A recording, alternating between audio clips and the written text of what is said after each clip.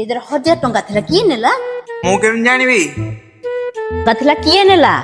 ମୁଁ କାଲି ଦିନ ଘରେ ନଥିଲି ମୁଁ କେମିତି ଜାଣିବି କିଏ ନେଲା? ଆରେ କାଲି ଥିଲା 1000 ଟଙ୍କା କିଏ ନେଲା? ହଉ ହଉ ର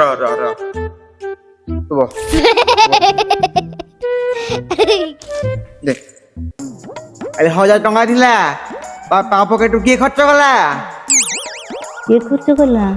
କାଲି 1000 ଟଙ୍କା ଥିଲା ବାପା ପକେଟରୁ କିଏ ଖର୍ଚ୍ଚ କଲା? ଇଏ ଖର୍ଚ୍ଚ କଲା ମୋର ମନେ ପଡୁନି।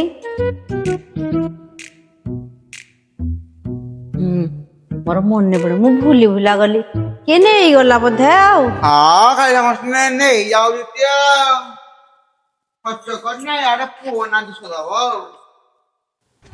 ହଁ ମୋର ମନେ ନାହିଁ କିଏ ନେଇଗଲା ବୋଧେ ଆଉ।